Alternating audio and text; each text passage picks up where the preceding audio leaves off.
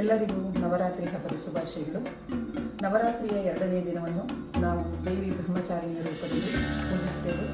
ದೇವಿಯು ಹಿಮಾಲಯ ಪುತ್ರಿಯಾಗಿ ಜನಿಸಿ ಶಿವನನ್ನು ಪಡೆಯುವುದಕ್ಕೋಸ್ಕರ ಸಾವಿರಾರು ವರ್ಷಗಳ ಕಾಲ ಕಠಿಣ ತಪಸ್ಸನ್ನು ಮಾಡಿದ್ದಕ್ಕೋಸ್ಕರ ತಾಯಿಗೆ ಬ್ರಹ್ಮಚಾರಿಣಿ ಎನ್ನುವ ಹೆಸರು ಲಭಿಸಿದೆ.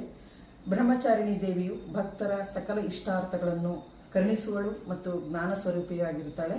ಆ ದೇವಿಯು ಬ್ರಹ್ಮಚಾರಿಣಿ ದೇವಿಯು ಶ್ವೇತ ವರ್ಣದ ವಸ್ತ್ರಗಳನ್ನು ಧರಿಸಿ ಬಿಳಿಯ ಹೂಗಳಿಂದ ಅಲಂಕೃತಳಾದಂತಹ ತಾಯಿಯಾಗಿರುತ್ತಾಳೆ.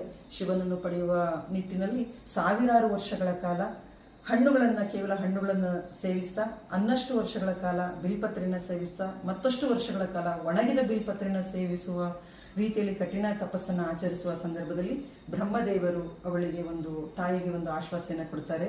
ಮಾತೆ, ನಿನ್ನ ಕಠಿಣ ತಪಸ್ಸನ್ನು ಮೆಚ್ಚಿ ನಿನ್ನ ಮನೋಕಾಮನೆ ನೆರವೇರುತ್ತೆ. ಶಿವನು ನಿನ್ನನ್ನು ಪತ್ನಿಯನ್ನಾಗಿ ಸ್ವೀಕರಿಸ್ತಾನೆ. ಇದರಲ್ಲಿ ಯಾವುದೇ ಒಂದು ಅಡೆತಡೆಗಳು ಇಲ್ಲ ಅನ್ನುವ ಭರವಸೆಯನ್ನು ನೀಡಿದಾಗ ನಂತರದಲ್ಲಿ ಶಿವನು ಬ್ರಹ್ಮಚಾರಿಣಿ ದೇವಿಯ ತಪಸ್ಸಿಗೆ ಒಲಿದು ಅವಳನ್ನು ಪತ್ನಿಯಾಗಿ ಸ್ವೀಕರಿಸ್ತಾರೆ. ಹಾಗಾಗಿ ಆ ತಾಯಿಗೆ ಸಿಹಿ ಅಂದರೆ ಹಾಲು ಮತ್ತು ಸಕ್ಕರೆಯಿಂದ ಮಾಡಿದಂತಹ ಸಿಹಿ ಪದಾರ್ಥ ಇಷ್ಟ ಆಗುತ್ತೆ, ಸ್ವೀಕರಿಸ್ತಾಳೆ. ಅದನ್ನು ನಾವು ಭಕ್ತಿಯಿಂದ ದೇವಿಗೆ ಸಮರ್ಪಣೆ ಮಾಡೋದಲ್ಲಿ ನಮ್ಮ ಮನಸ್ಸಿನ ಒಂದು ಚಾಂಚಲ್ಯತೆ ದೂರವಾಗಿ ಜೀವನಕ್ಕೆ ಬೇಕಾದಂಥ ಧೈರ್ಯ, ಶಕ್ತಿ ಮತ್ತು ದಾರಿಯನ್ನು ತಾಯಿ ಕರುಣಿಸ್ತಾಳೆ.